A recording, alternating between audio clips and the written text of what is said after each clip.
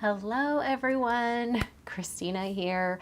Welcome to a live Q&A. This came about in place of my regular live crafting because I have a really busy night into next morning, and then I'm out of town for just a couple of days, really quick trip.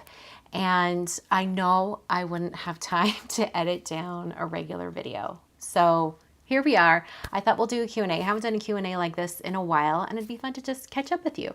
So I'm gonna look over here in the chat. I think I saw that this is Bunny's first live that she's caught. So welcome, Bunny.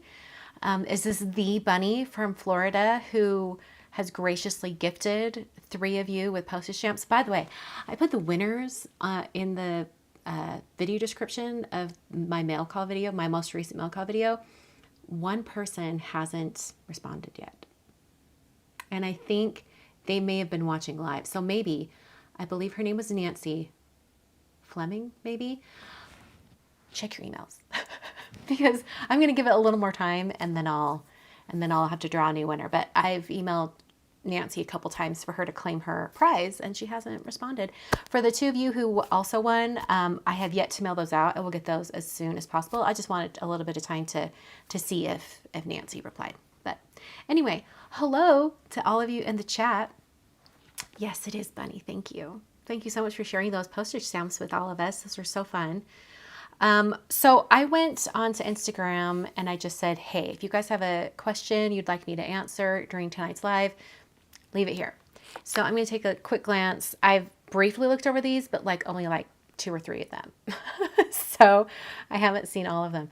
So let me reload this just in case anyone has replied. Okay, we're good. Okay, from SD Loves to Craft. Everyone has almost stopped making slimline cards. Do you know if there's a reason? I don't know that there's a specific reason. I would probably guess that it's just, just like any other type of imagery or whatever, or kind of card style. It just comes and goes. I've been making long skinny cards, which is what I call them, since probably 2009. And they really didn't gain popularity till maybe I would say 2019 or maybe 2018. And then a bunch of companies in the market and the industry started putting out products specifically for slimline cards, which I think was amazing because a lot of these products we have are really only meant to be on a card that's no like taller or wider than 5.5 inches or maybe 7, you know, if you're going for a 5x7 card. So having something even a little bit longer for a slimline card was actually really great. So, but I haven't really seen many slimline products come out specifically like that in the industry for maybe a year, maybe a little bit longer than that. But that's not to say that they're not out there and they're not coming out with more. Who knows, right? By the way, for those of you who are watching live, if you have a question that you would love answered, if you would do me the biggest favor, and when you type your comments or your question in the comments, will you just put question all in caps just so I can see it? And then when I scroll back through comments, I can catch those really quick. That would help me a ton.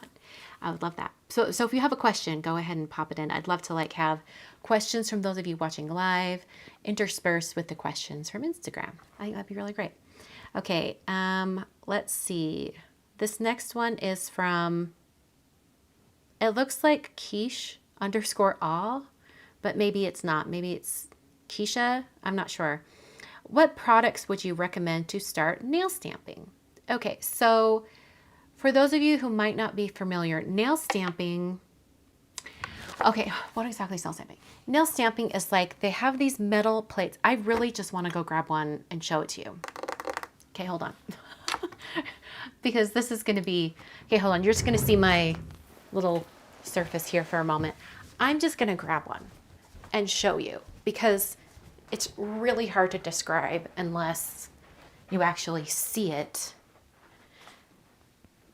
And nail stamping is one of those things that's super fun. So let me just grab one here and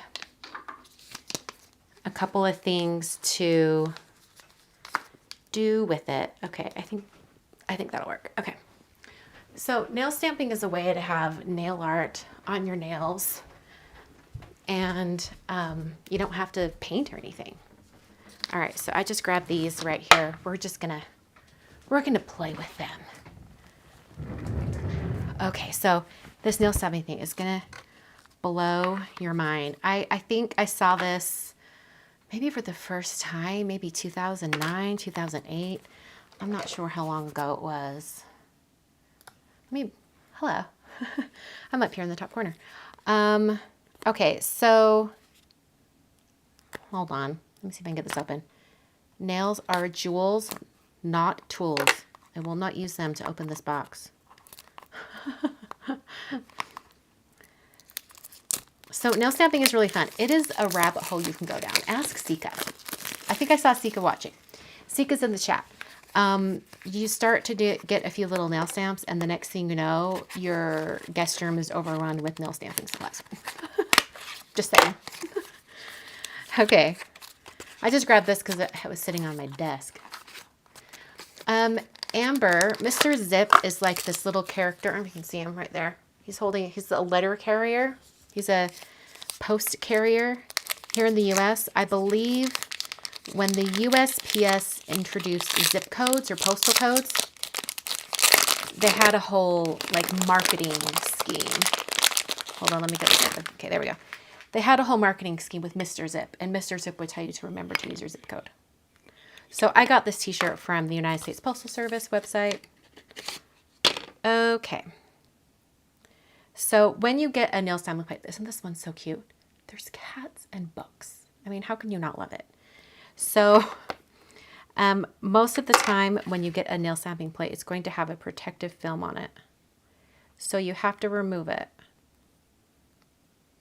If I can get this started. There we go. Okay, so remove the protective film. And then I like to have just a piece of paper towel down underneath the nail stamping plate. And you can get a bunch of different designs for your nail plate. I'm going to be using white nail stamping polish from Moyu. You can sometimes use regular polishes, but they don't work as well. And if you really want a sharp stamped image on your nail, it really is best just to use a stamping polish. So I say just skip all the frustration of trying to use your regular polishes at home and just get a stamping polish. You're going to have to like order a stamping plate or buy a stamping plate anyway. And most likely wherever you purchase it, they will have some stamping polishes available for you to purchase. So I would say just go ahead and just save yourself the frustration, get a stamping polish. Okay, so you need the plate, you need the stamping polish, and you also need a stamper. So this is a clear stamper. Back in the day when I started, they were not clear. They were opaque. And you were like, where do I put it on my nail? And you're like, and just take a guess. But these clear ones are great. Okay, so I'm going to redo my nails here when we're done here. That's one of the things I have to do tonight is repaint my nails. So I'm just going to go ahead and stamp this on one of my nails. Let's do... I'm going to take me off the screen so I'm not in the way of you watching. Let's just do one of these cute cat images. We'll just do this cat reading a book right there. How about that? And I'm going to zoom in so you can really see what's happening. Okay. You also need the scraper that most of the time comes with your clear stamper. Stamper, scraper. This has to happen in kind of a quick fashion, but I'll show you. Okay, so take your polish and actually let's do I want to do a cat. Let's do this one up here. I've never used this plate, so I hope it works out. You coat the image you want, and then with your scraper, scrape like that, and then you pick it up with the stamper. Can you see that little guy? How cute. So then, let's say I want it on this nail. I can just go bloop onto my nail. And then I've got a cute little design on my nail. Isn't that cute? I think where nail stamping really shines is the full nail design or full nail pattern. I think it's so fun.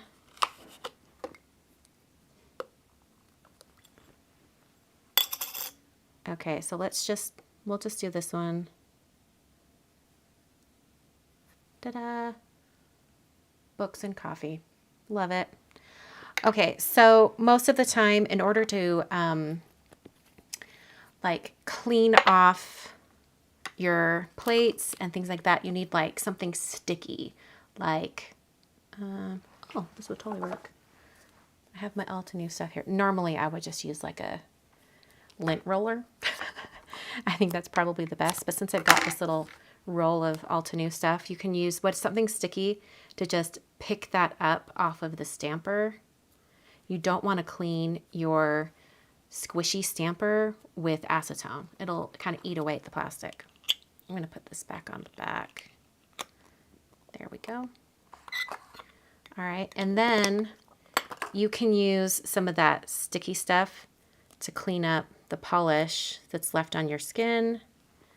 This is actually working really well. I might have to use some of this adhesive with my nail stuff. I mean, why not? So you just clean up the area around your nail and then you've got it. Isn't that cute? All right, to clean up the actual metal plate, you do need to use acetone. Acetone and like 100% acetone. So I'll clean that up later. Anyway, how's that for an impromptu like nail stamping lesson? Cracks me up. Okay, let's see here. Let's do another question. Okay. You may have addressed this before, but what did you do to get in shape and lose pounds? Okay, so if you have been following me for, I mean, at least since 2017, you know that I've been like exercising a lot. So since 2017 to today, I've lost a considerable amount of weight. I was overweight my entire life. So like 12 years ago, I was diagnosed with diabetes type 2, and that's really what set me on a course to try to like get a handle on my health. So I was always, since 2017, working out, like trying to do the cardio thing. I mean, I have a personal trainer. She's now one of my really good friends that I still work with a couple of times a week. It's always been something I was working on, right? And then back in 2022, I went to a new diabetes doctor and he put me on a new medication. It's actually, it's done wonders for my blood sugar. And one of the side effects, side effects, they call it a side effect, whatever. A lot of people like this aspect of it.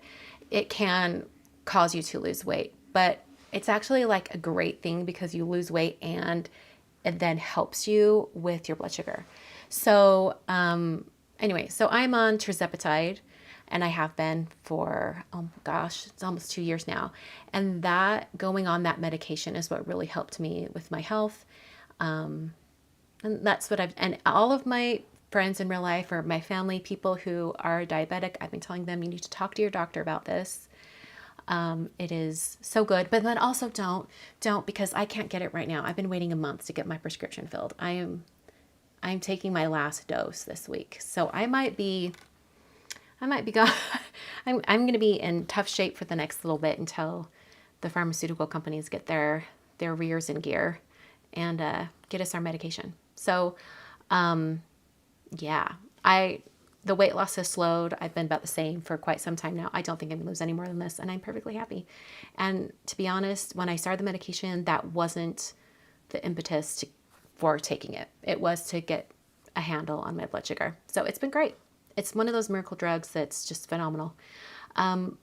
What's interesting is like one of it's a GLP-1 medication, and one of the first GLP-1 medications that really had amazing effects on blood sugar was Ozempic, or the weight loss version, which is called Wegovy. And when that medication and the research from it was presented at a conference, I think it was the American Diabetes Association, people were weeping because they were like, this is like a miracle medication for diabetics. So it's just one of those amazing things that's been really good. So anyway, there we go. But on top of that, it is being aware of what I'm eating and having consistent exercise and movement. I wouldn't even call it like working out. It's just movement, like when I was training for my half marathon, it was just walking, stuff like that. Okay. Ooh, this is a really good question. Actually, let's take a question from the comments first. Oh, thank you, Amanda, for putting the link for the Mr. Zip shirt. It's a cute shirt. I like it. Okay, let me go up here. Lori asks, why do so many crafters offset an image when the entire image would fit on the panel? Well, I know I do that just for something different. Like maybe you want to have some negative space, and so you've moved that large image off to the side so you can have a little more negative space. They might do it if they've got a really fun background and want more of the background to show. Usually it's just an aesthetic choice. There's nothing like particularly, there's not one reason that's always the same. Sometimes it's just, you think, how can I change up what I normally do? I'm gonna offset this image. Just move it around. It's probably just a design choice, I would assume. Okay. Oh, Amanda. Yes, Amanda included the link to the plate. The plate that I have, you have to get in the Maniology, like their monthly subscription box. You have to get it through their monthly subscription box. But after like a few months, this was the one from January. After a few months, they do offer the plates like outside of the kit. So this plate might be offered in a different, like on its own at some point. Okay. From Instagram. DEJS mom, Deja's mom. I'm not sure how to say that. How do I get over my imposter syndrome and feel confident in myself? I think, well, if you don't know what imposter syndrome is, it's sort of like if you're doing something, you feel like you're just faking it. You're faking it till you make it, basically. I guess I don't know that you ever really get over it. I think maybe you just become more comfortable with it being there. And after you have, faked it enough, then you realize you're not faking it anymore. Like, I'm thinking back to like when I was in college and graduated with my graphic design degree and got my first job. I felt like I was kind of like faking, like I'm a graphic designer, like you don't really feel like it yet. But then after a while, you're just like, oh, yeah, I am. I think you just get more comfortable with it. And I also think you have to think about it like, yeah, you could say you're faking it, but at the same time, isn't faking it just doing the thing? I don't know. I think it comes with time, I guess, in short. Okay. From the chat, Shirley Little asks, as stamps are getting expensive, do you think that sending cards is not as popular now? I don't know. I think it comes and goes. I think, I've been around in the crafting industry long enough to see trends come in and if something's very popular and then it leaves and then it comes back. Like if you're in the crafting industry long enough, you will see trends come back after a long time. So for a while there, I thought maybe like people just don't send cards because people send more emails and text messages and stuff. But emails and text messages have been around for a long, long time, like 2 decades, more than that, like 25, 30 years. And people still send cards. I think, and it's also really interesting. I think there's like particularly the younger generations, I think they have an affinity for some of these like retro type of items. So like, I don't know, like I keep seeing on TikTok that it's like a thing that like these teenagers get disposable cameras and like send them off to have the film developed. And it's like this cool thing that they're doing. So I really think that once younger generations kind of find paper crafting, I think then it becomes really cool again. And it just, I think it's really neat. There's a lot of really young crafters out there that I've seen on TikTok and on Instagram and things like that. I don't know that, I don't see the price of the crafting supplies being any indicator of the popularity of the hobby. I think that's just a reflection of the market and how many companies are out there and also the rising price of supplies and goods in order to make those, supplies, those items. In particular, you mentioned stamps. It's just like, I think it's just, I hate to say it, it's inflation. It's inflation probably. I don't see that directly affecting the crafting industry quite as much, purely because those who are buying crafting supplies are generally using disposable income. It's not one of those like staple things that you have to buy. It's the fun money. It's the fun stuff you're doing, which I think is really neat. Okay. Let's see here. Oh, Delia says, just like the MFT stamp set with books and animals, it's their new stamp set. I didn't know that. Okay, now I'm going to be running off to my favorite things and looking for their animals and books stamp set. Okay, let's see, from Instagram.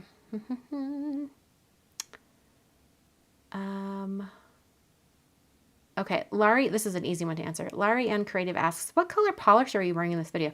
That's this color right here. I'll show it on my overhead so you can see it a little bit easier. It's this color.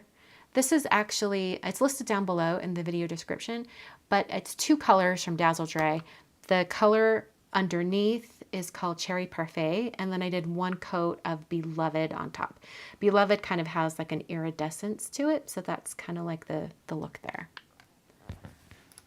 All right, also from Instagram, let's see here. Oh, Jennifer Stotch. I think that's how she says her last name. I love Jennifer. We met at Simon Says Create back in, gosh, it was the first year they had it. What year was that? Was that like 2018 maybe? We're Disney friends. We sat across from each other at one of the make and take tables and just traded stories about fun things that have happened at Disney parks. It was great. She asks, when did your love for Disney begin? Favorite ride, favorite entertainment, go-to snack. Okay, so my love for Disney. Well, I've always really loved like Disney movies and things like that. But I think going to the parks really started probably back in 2008 or 2009. Speaking of people named Jennifer, my good friend Jen, she actually works at Concord and Ninth now. At the time, we both worked at Stampin' Up! And we were actually roommates for about a year. Anyway, we started going to Disneyland once a year together. She's my Disneyland friend, Jen. People in my real life, when they're like, okay, which Jen is this? Because I think I've got about 17 different Jens or Jennifers in my life. I always say Disneyland Jen. They're like, oh yeah, okay, now I know who you're talking about. So Disneyland Jen and I would go every single year, and we kept that up all the way up until about 2019. And then we went in 2019, and then of course COVID hit and we couldn't go. But we've been back once since COVID. But because we were going yearly, that's what really got that love for Disneyland. Because I think if you've gone multiple times to Disney parks, you start to recognize things. And there's not just the nostalgia of seeing things from movies that are familiar to you, but it's also like hearkening back to memories that you have of good times being in those parks with your loved ones and friends. I think that's really neat. So that's when it started. Favorite ride. Gosh. Well, for the last couple of or year or so, my favorite ride has been Big Thunder Railroad.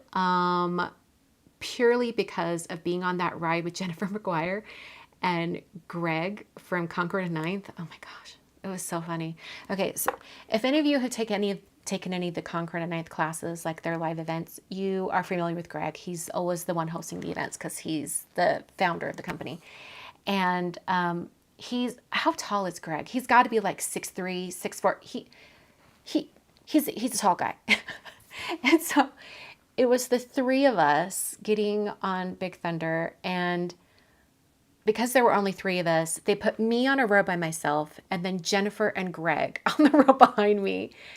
And the bar comes down, and poor little Jennifer, Greg's so tall and so big, it just stops. And Jennifer, she's got like this much space between her and the bar. How is this safe? I don't even know. Anyway, so the ride takes off, and Jennifer is just like bouncing around like a ball in a cardboard box. She might as well have not had any restraints on her. And she's laughing, hysterically, giggling. I'm in the seat in front, but by myself. And it's like a bench seat. They're not individual seats. I am sliding from side to side, and I'm screaming. and then they're screaming and laughing back there because Greg is completely now squishing Jennifer off to the side. I mean, it was just hilarious. So now the three of us have a text thread going, and we just randomly send each other GIFs of people on that ride. And Jennifer sent us, I think it's like the board game of Big Thunder. It's just kind of like our little thing. So, I mean, going back to the reason why we love Disney parks, it makes you think of fun times you've had with your friends. That's kind of fun. Okay. Favorite entertainment and go-to snack. Well, my go-to snack is always going to be pineapple Dole Whip, because I mean, that's a classic. It's so good. And you can get it at other places now, but it's never going to taste as good as at a Disney park. Okay, favorite entertainment. You know, I'm not really big for all the shows, but I really did like, what did I see? What was it? I know they Frozen on Broadway, it's kind of started in the parks. So I remember seeing Frozen. There was an Ariel, not live action Ariel, but it was kind of just like, it was a little show where they just did a truncated version of The Little Mermaid. That's always fun. I'm not sure. Parades? Parades are always good. Okay. Question. Let's see, I'm scrolling back. Dreamy Starlight asks, can you talk about your Run Disney experience? I've always wanted to do it, and I hope to do it in the future at some point. Tips, tricks, lessons learned, things you wouldn't change. Okay. So, Run Disney is really, really, really fun. I think it's one of the most fun races that you can do, but there are some trade-offs. Because they're so fun, everyone wants to do it. And so they have to start the races really, really, really early in the morning to make sure that everyone has time to finish the races. So I would say the only really bad thing about the Disney races is the early wake up and having to go and wait on concrete for 2 hours before the race starts. That's the terrible part. But the races themselves are fantastic. There's usually, like, if you're thinking about doing a Run Disney race, you could think about it now and you're not going to run it for like 9 months to a year and or even longer, because you have to register so far in advance, and there are so many people who are trying to register for the race as well that a lot of times you might not be able to get the race. So I mean, seriously, sometimes getting these spots on these races is like getting Taylor Swift Eras tour tickets. Don't ask me about that. That's a sore subject with me. Anyway, you're put into a queue, you finally get in, and you fill out your info and you buy your spot in the race. There's lots of tips and tricks out there for what you need to do to get that registration in. Yeah, look up all the tips and tricks. Just be prepared. You're going to probably have like maybe even an hour wait trying to get in to get registered for your race. They usually do 3 races per weekend, and they add a 4th for a marathon weekend. So they normally have 5Ks, 10Ks, half marathon. Those are the 3 that are kind of every weekend, every time they have an event. And then in January, they do marathon weekend and they add a 4th, which is the marathon. So of those races, the most popular is the 5K, because the 5K is so fun. You don't even have to run, you just walk. It's so laid back, and you have lots of time to stop and talk to characters. Along the race route, they will have character photo ops where you can stop and have your photo taken with them. I never have. I look at them, I'm like, oh, that's fun. I've never seen that character out in the parks. Keep going. Like, I don't ever stop because, yeah. I mean, the one time I probably could have stopped was when I ran my 10K, but I just didn't stop for whatever reason. Other times I've been walking and I wanted to finish within the time allotted, because if you're a little bit slower, unfortunately, because they do have to open those parks, if you're going a little slower and you're at the tail end, they might they call it sweeping you off the course. It's not terrible. It's not a super bad experience. They're really kind about it. They're not mean. They're just like, good job, you got this far, that's awesome. We're so sorry, there's not time for you to finish. And, and you still get your medal and you had a great time. It's good. It's like not the end of the world if you get swept off a race. Yeah. Oh, my half marathon that I didn't finish this time. It was more like a quarter marathon because I got to like 8 miles. And then it was so cold that morning that my continuous glucose monitor that I wear on my arm that, tells me my blood sugar levels, it was so cold it stopped working. I've never had that happen. So I stopped at a medic tent, and then the medics, they're like, do you want to check your blood sugar? And I said, yes. And they tried to do a finger prick, and their machine wouldn't work because it was so cold. And I was like, this is a sign. I think I'm done. So, but in training, I got all the way to 10 miles walking. I'm 99% sure I could have finished if it wouldn't have been so cold. Okay, back to Instagram.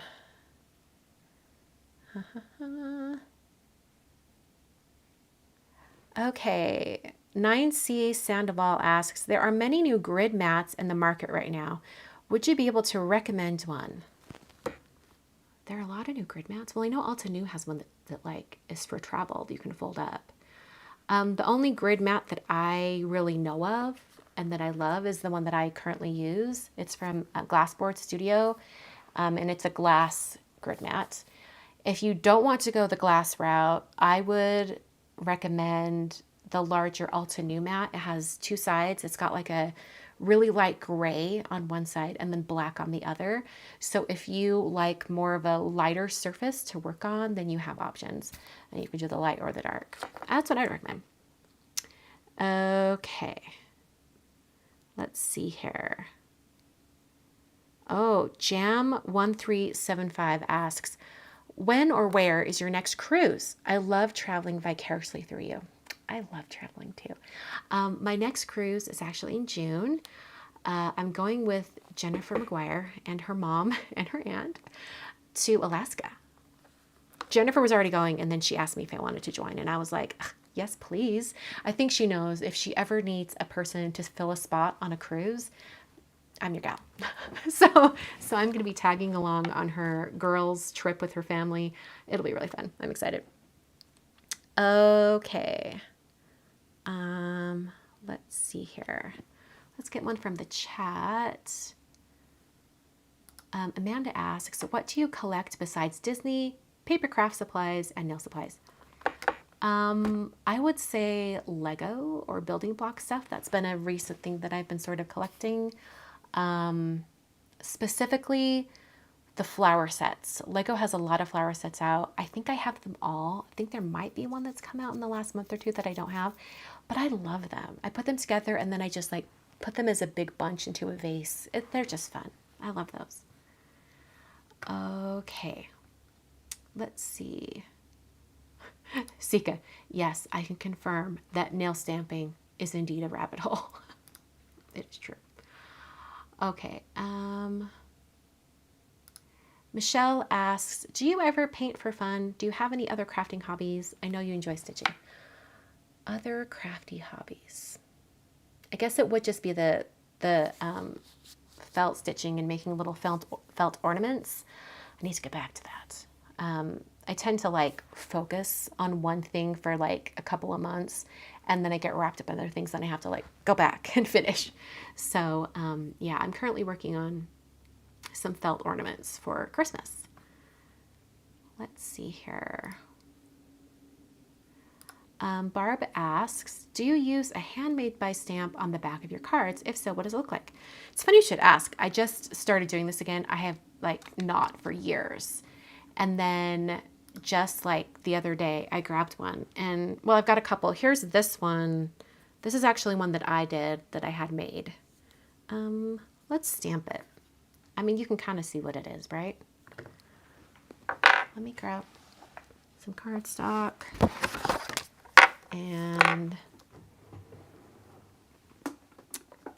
where's my ink pad that I really love? Okay, we'll do VersaFine. But this is the one that I've mostly been using. Let me grab a baby wipe to clean this off. So that's mostly what I've been using.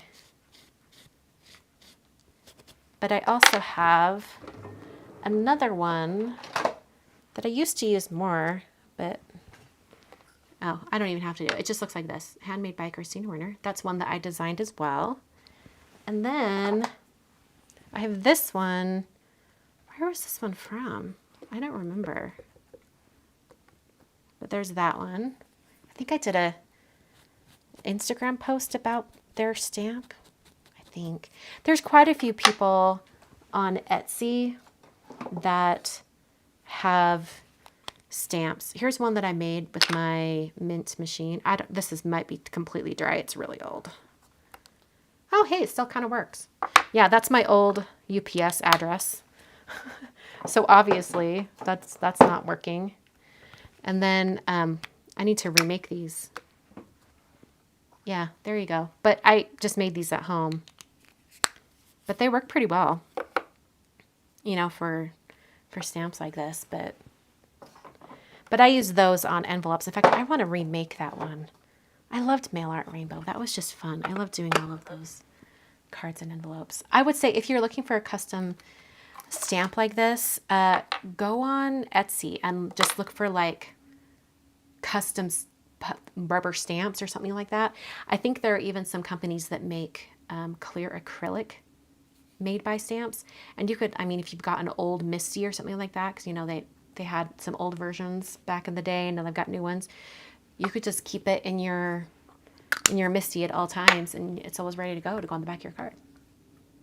Totally a valid thing to do. Okay. Michelle asks, what is your favorite card making technique? It's probably more like, what is your favorite card making technique at that moment? Because it changes. One that I always go back to and I think is really, really cool, and maybe it's because I've struggled with it and I can never always get it right, but inking up embossing folders. I had a whole drama with that last year. Okay. Let's see. I'm seeing if there's any other questions that I missed up at the top. All right. I think I can scroll back down. Shirley asks, can anyone design stamps to be manufactured? Yes, to a certain extent. Probably not the clear stamps. I think those are a much more involved process. But there are companies out there like stamps.com where they will take your designs and they will make it into a rubber stamp. Most of the time it's for businesses and things like that. But if you want to have like one of these handmade stamps made for you, you totally could. Okay. Okay. Out of all the products in the wonderful world of Tim Holtz, what is the one product that you said I have to have right now? Oh gosh. Well, if you don't already have your oxides with reinkers, oxide inks with reinkers, I would say that. But if it's something else that he has come out with, gosh. The latest paper trimmer, the slider trimmer, excellent. I use it all the time. I really thought that I would use the rotary trimmer more. I kind of use all of the trimmers. Like I have all 3 trimmers in the same spot in my craft room and I kind of go through all of them. But I think I reach for the slider trimmer the most because it's so lightweight and easy to bring in and out of my crafting space. So the slider trimmer is really, really good. I like that one. Okay, let's see. I'm going to take a glance at Instagram again, make sure.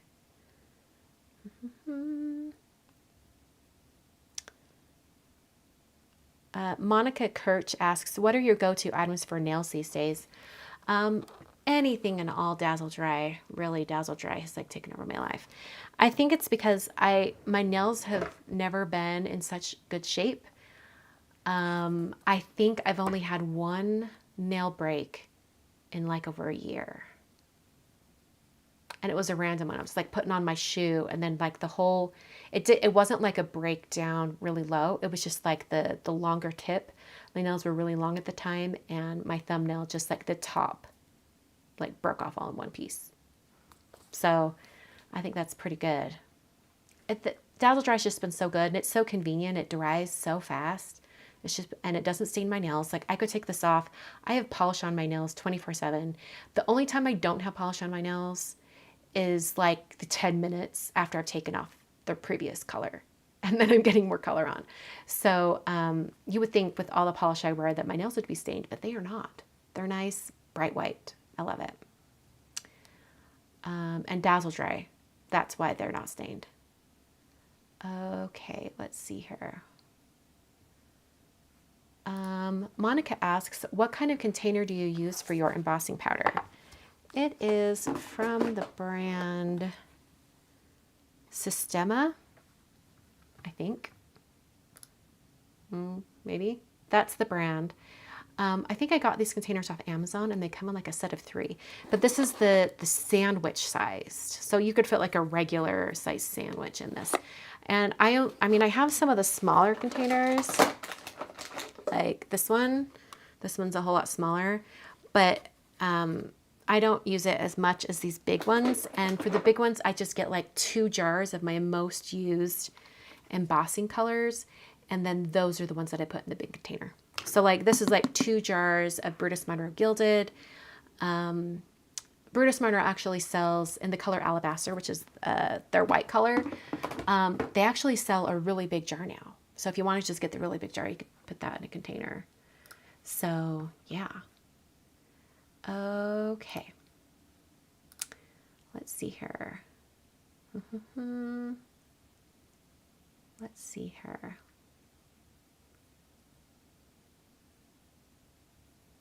Oh, yes. Bunny says, I hope sending cards never goes out of style. I love to send them and get them. Yes, me too.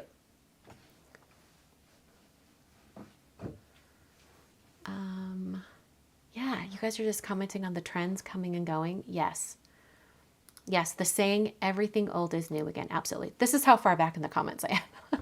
Sorry, guys, I'll catch up. Let's see. I saw this same video. Saw a YouTube short of a young person thinking that a phone should be invented that you kept in the house and the whole family could use. They're like, house phone, landline. That's what you're talking about. Too funny. Oh, Brandy, you're so cute. Thank you for the super chat. She says, happy Monday, all. Thanks for sharing. I've been on Ozempic for type 2 diabetes for months. Makes my stomach yuck. Keeping it up though. Making great progress on anxiety, celebrating the small wins. Yes. The GLP-1 medications can be really tough on your digestive system. It does get better. The more, I have very rarely do I have any side effects now. Oh, yeah, sorry. Very rarely. Okay.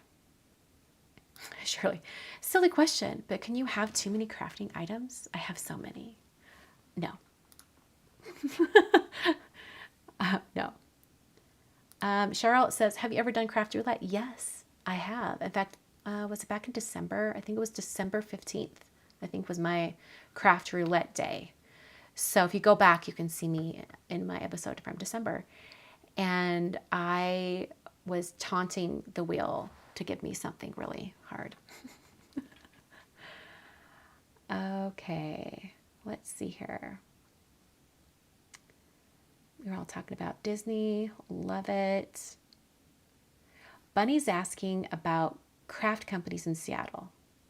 Oh, and she's getting a couple of responses. That's good. That's good.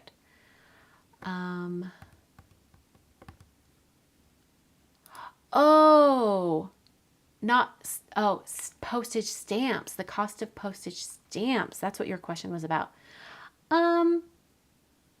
I don't know. I'm probably not the one to ask because I love to just like slap a bunch of postage on there. So I don't know. But yes, postage prices are going up. In fact, I've heard that they were proposing another jump up to, I think, 73 cents or 75. Oh, it maybe even been 78. It was like a big jump. But a lot of it is because, I'm trying to remember exactly the history of it, but something like for many years, the government would not allow USPS to increase their prices. And then suddenly they took away all the subsidies or whatever was making it so they were still solvent. And then now they're trying to get their pricing back in line so they can remain like a solvent company, even though they're government run. So I think it's completely justified. I mean, if they're going to get my piece of mail from where I live in Utah all the way to someone in Alaska, and it's like one little first class postage stamp, that's so inexpensive. Even if it was like $1.50, I think that's inexpensive. But that's just me. I mean, a lot of people they're like, no, I don't want to pay that much. So I totally get it. Let's see.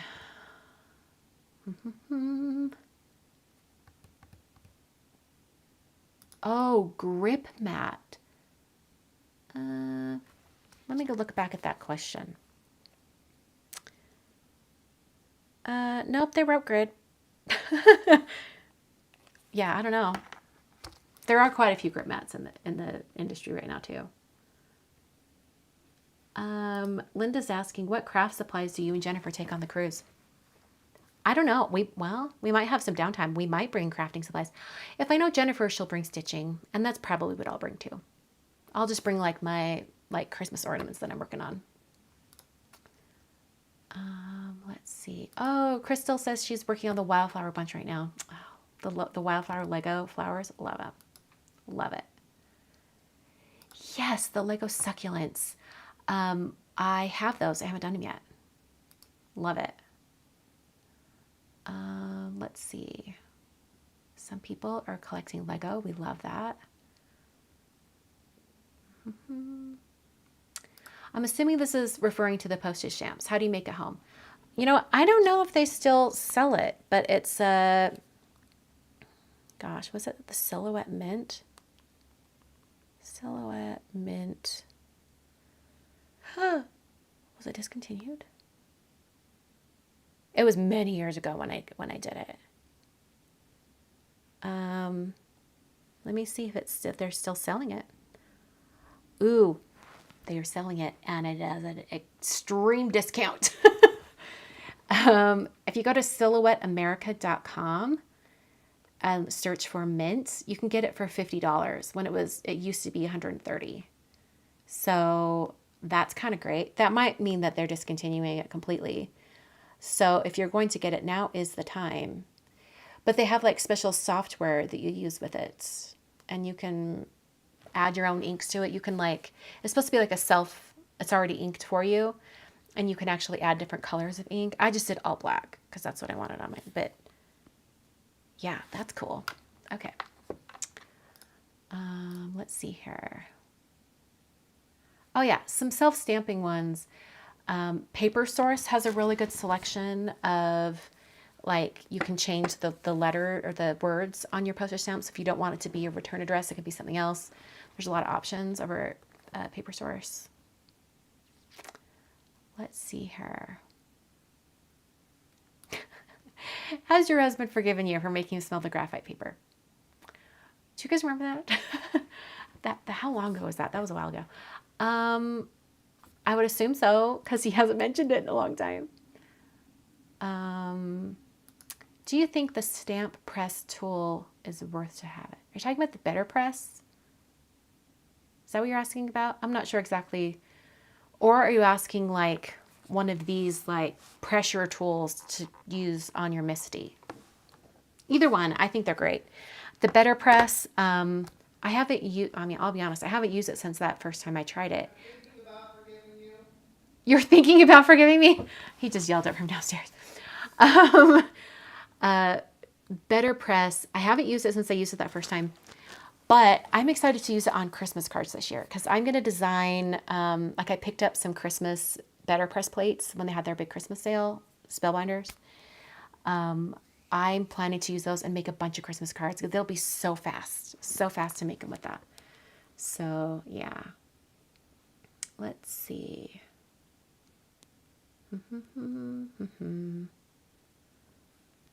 Kathleen asks, do you clean your die cutting plates? And if so, how do you get rid of the little bits of paper encased in the plates? I don't clean my plates. They're looking pretty bad. But Jennifer McGuire, she has a video on her YouTube channel talking about cleaning her plates. I want to say she just puts them in the dishwasher. I could be completely wrong, but I think that's what she does. Or maybe she just soaks them in hot water. I can't remember. Go watch her video. Maybe Amanda, if you're still in the chat, if you can look that up. She's an internet sleuth and she will find the link for you. Let's see here.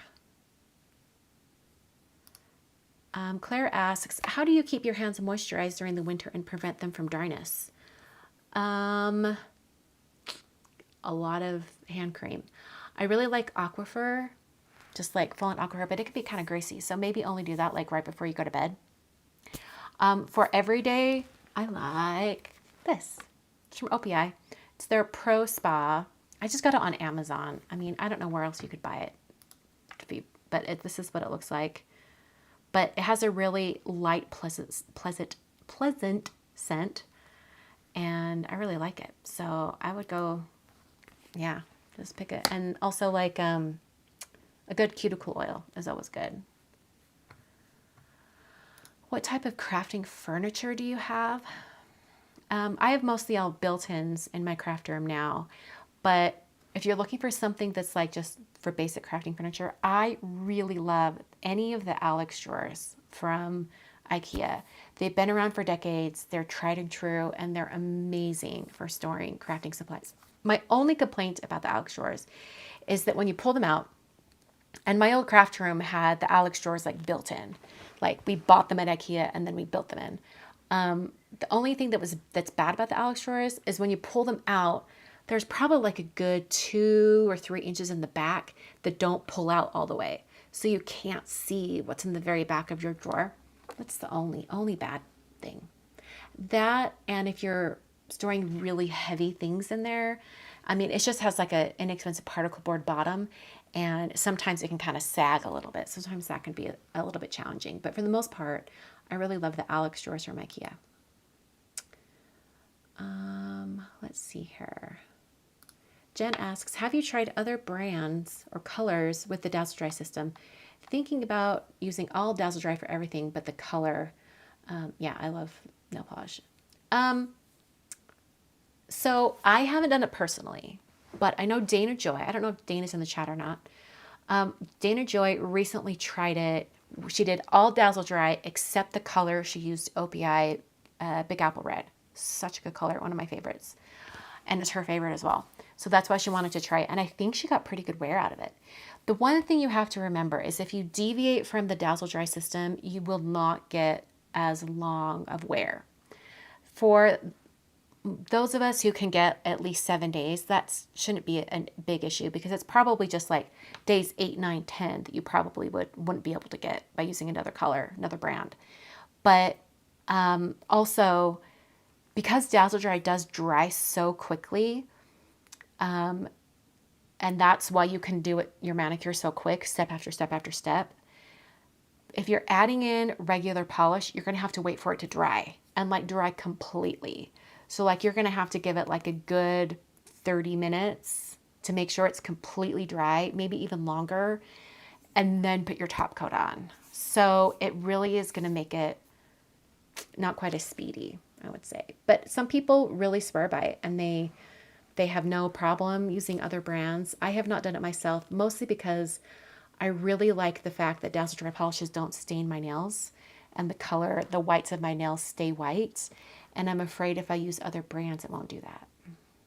Or rather, it will stain them. That's what I mean. So that's why I'm purely doing all Dazzle Dry. I am deep into the Dazzle Dry. I'm not doing any other colors. The only brands of polishes that I use that are not Dazzle Dry are stamping polish colors because Dazzle Dry, they only had a few and then they've like discontinued even the few that they had. So they don't have stamping polishes anymore. Okay. Let's see. Right? Yeah. We had a hefty tax bill this year. Mandy says, how often do you use the color cube for cards? You know what? I used it all the time last month. I haven't used it this month, mostly because I've been trying to use stencils and kind of mix it up a little bit, but I can kind of see myself going back to them quite a bit. Have I thought about Christmas designs yet? No. But ask me in a month. That's probably when I'm going to have to start designing Christmas stamps for Simon Says Stamp. Okay. Let's see here. What do you do with your Lego once you have completed building them? We display them in our basement. There's one wall in our basement. It's kind of like our family room. And we just put a bunch of shelves up and we're putting all of our finished Lego sets up. That also means that we have quite a few shelves of unfinished Lego that are still in boxes. We'll get there. We'll fill them up. But you know who has like a really good display of Lego? Christopher Allen from Brutus Monroe. He's a really big Lego collector. I'm telling you. I think he personally keeps his local Lego shop in business. Okay. Gina asks, what advice would you give to someone about to launch a website or blog? Did you design your own website? Yes and no. I bought a theme for WordPress from someone and then I just like plugged in my own stuff, if that's what you mean by designing my own. Back in the day, like it totally was completely my own. I was doing like the coding and HTML like I was in it. But yeah, no. But advice I would give to someone about to launch a website or blog, I would just say don't get hung up on the look of your blog. Worry about the content and consistency in your content. This is me telling myself to be more consistent as well. I used to be really consistent. I was posting multiple times a week. I was doing quite a bit, but now it's just busy. So be consistent with your content and focus on your content because that's really what's going to shine. Most people can look past a poorly designed blog if what's written and shown there is valuable. What is that Misty tool? Oh, this is a Stampin' Bug glider. I don't think she's selling this particular kind anymore. She now has them like this. So that's the difference. But it's just like, so you can grip it and then put pressure on your Misty door to get really even pressure for your stamping. But Stampin' Bug glider, I want to say maybe it's just stampinbugglider.com. I can't remember. Maybe Amanda, if she's in the chat, or Andrea, or Dana, if she's here, they can grab a link for you and put it in the chat. Let's see here. Wait, you do stitching, cross stitch, knitting, or crochet? What are all of the crafts that you do? I have a billion different types of crafts that I've tried, so many crafty supplies. When I was a kid, I did cross stitch. I haven't really done cross stitch in probably since then. I do like sewn felt ornaments. Like I buy patterns on Etsy and then I just create them on my own. That's what I do. It's a little bit like embroidery, but not. It's like really simple embroidery type stuff.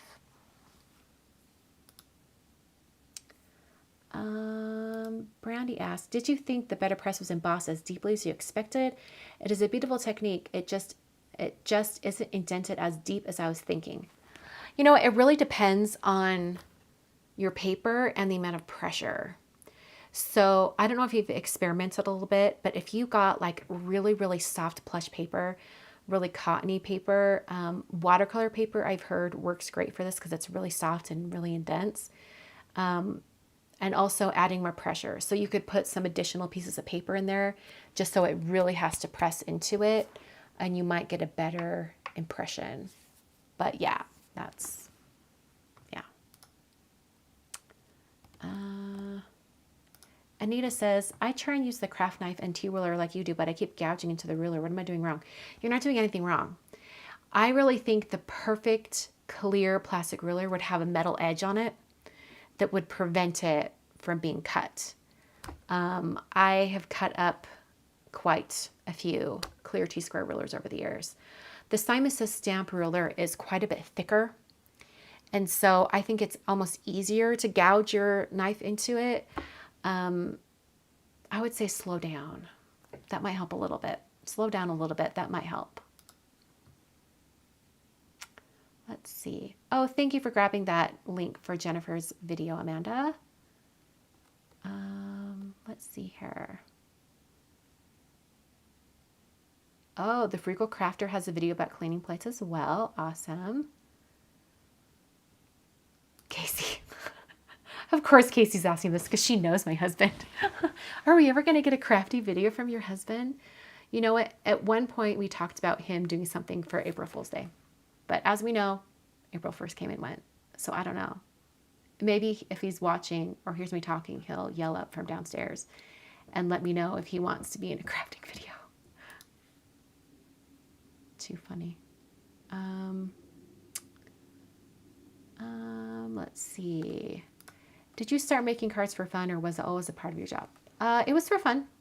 Like back in the day, I did scrapbooking and cards and I very quickly started sharing online. It really didn't become like part of like my hustle, part of my job, probably until, well, it wasn't really official until 2014. So yeah, that's when I no longer had full-time employment and I was doing like contract work instead for Simon Says Stamp. And then I was doing my card stuff on the side. Yeah. Let's see here. Out of all your designs, which one is the most meaningful to you personally? That's a good question. The one that comes to my mind right off the top of my head is the very first snowflake die that I designed for Simon Says Stamp. I think it was back in 2013, so it's been 11 years. And it's still one of my most favorite snowflake dies. They still sell it. And it's called the Eliza Snowflake. And I named it after my oldest niece, Eliza. And then like I've named snowflakes for every single niece. And then daughters of friends. I mean, there's lots of different snowflakes that I've named, but they're always feminine names. There's a few in there that I haven't named as like a name. Like there was one that was just Harmony Snowflakes, but I guess a girl's name could be Harmony. But yeah, all the snowflakes over here, I love those. I love the snowflakes. Let's see. How about designing Lego? I don't know. I'll leave that to all the really creative Lego minds out there. Wait, what? There's an accessory for the Tim Holtz glass mat that is a clear edge with a metal strip down one side. Are you talking about a ruler? I'm looking into this. Crafter's Companion makes a ruler that one edge has a metal cover. Yes, something like that. Any new stamps with your magic touch coming from Simon soon? I don't remember what's in the next release, but yes, I mean, I'm continuing to design stuff for them, so there's some coming. What was the first stamp set that I designed? I know exactly what it was. It was for Stampin' Up, and it was called Riveting, and it was a Hostess stamp set. Ooh, what year would that have been? 2006, 2007, somewhere around there. I thought up the idea for that stamp set in their annual convention in, I think it was July of 2005. And then I designed the stamp set and it came out the following catalog year. So it probably was 2006, really, now that I think about it. Let's see here. Oh, Marie. Of course you're partial to the Marie Snowflake. That's actually the one that was named after me because Marie's my middle name. I was running out of nieces to name the stamp sets. This sounds like a question that is not complete. I want to know when ink blending on layer stencils. How? What are you asking? Can you elaborate the question for me? And then I'll answer it. What program do you use to design your stamps? Adobe Illustrator. Bunny asked, I liked Healing Hugs. I wish you'd make it rectangle to go around an address on the front of an envelope. Which Healing Hugs?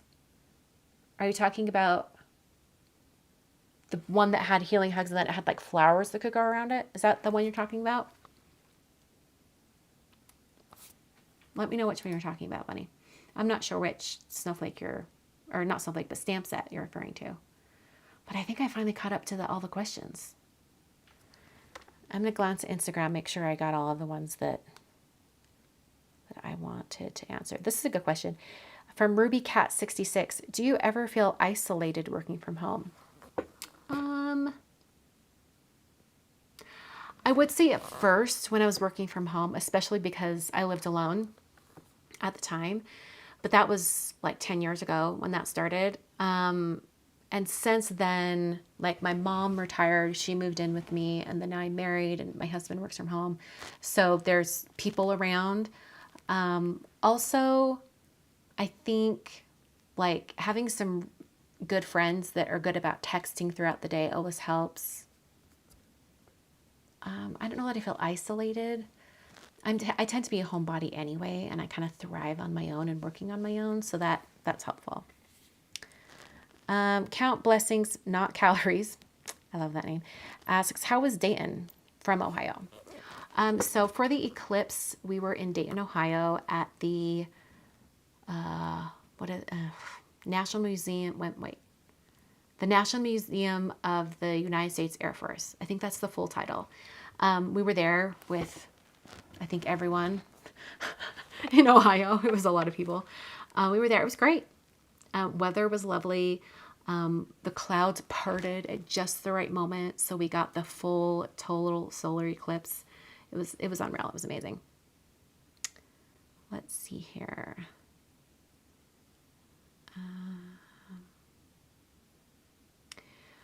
Hulver Bus, it's an interesting name, asks, what is the large personal size bag that you carried on your flight to Europe? That's over in my, I want to say it's in my Instagram highlights, with a specific link. The brand is Bag Smart and it's from Amazon. Yeah, if you go to my main Instagram profile, the first highlight is called Travel Buys. Click on that and it will show you the bag, and there's a link on screen to click over. And you'll be able to see it right there. Okay.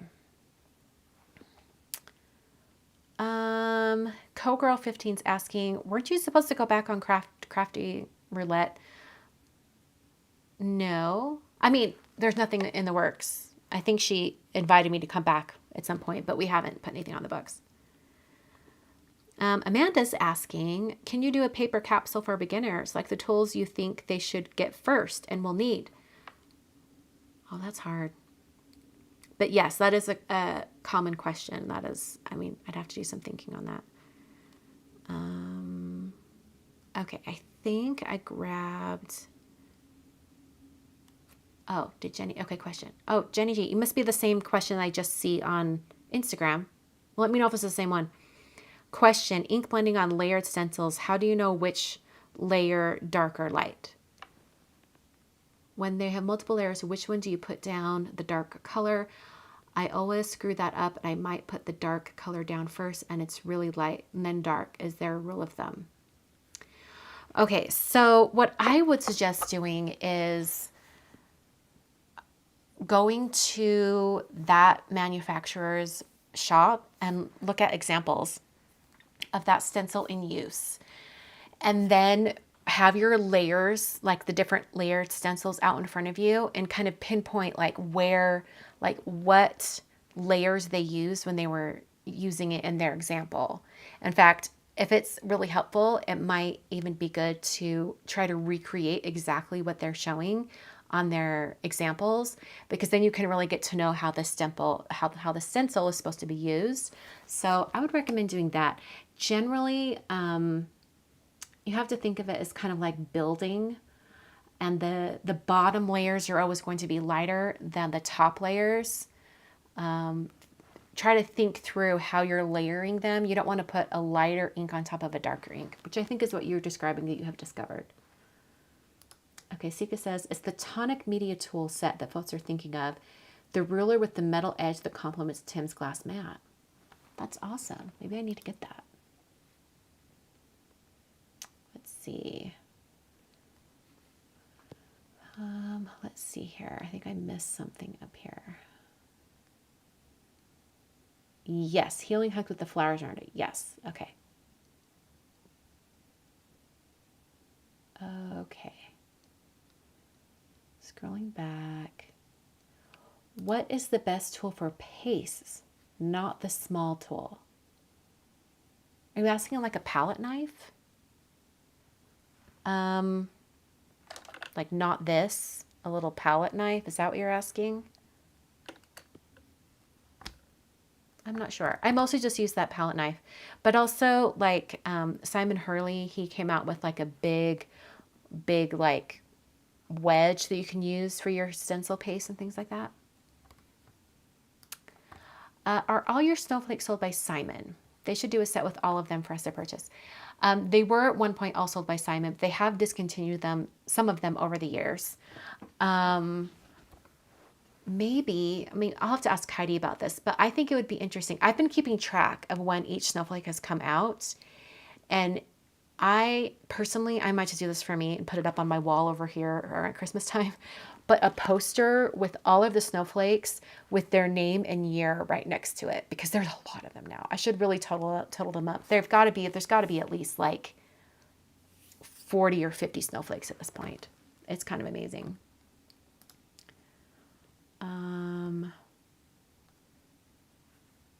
What is the colorful textile hanging on the wall behind you? Is it a punch art?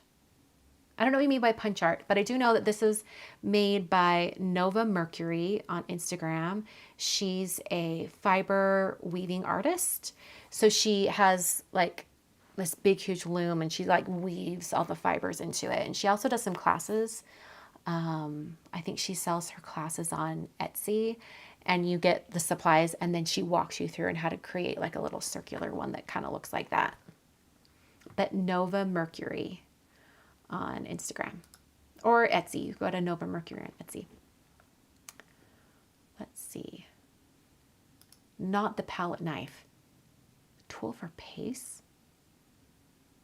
Do you, that Simon Hurley big like scraper, is that what you mean? I mean, you could use like an old credit card or an old gift card for scraping across stencils too with paste. Do I have full set syndrome or FOMO? Yes.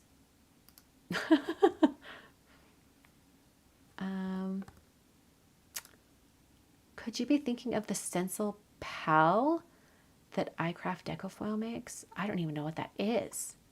Stencil pal? I'm Googling. Stencil pal. Decofoil stencil pal. What is this? Oh, yeah. Just like a little wedge tool. It's exactly, that's like the same thing I was describing that Simon Hurley sells. Totally. Same thing. Yeah. Okay. Well, I have to wrap up. I got to go redo my nails. Sika, can't wait to see you tomorrow. Sika and I are going on our little fun little girls trip. Me, Sika, our friend Jennifer, Jennifer's mom, and our friend Betsy. It'll be fun. All right, Sika, get some good sleep. I will see you tomorrow at the airport. All right. Thanks for watching, y'all. I will be back on Wednesday with a regular video. Thanks for watching.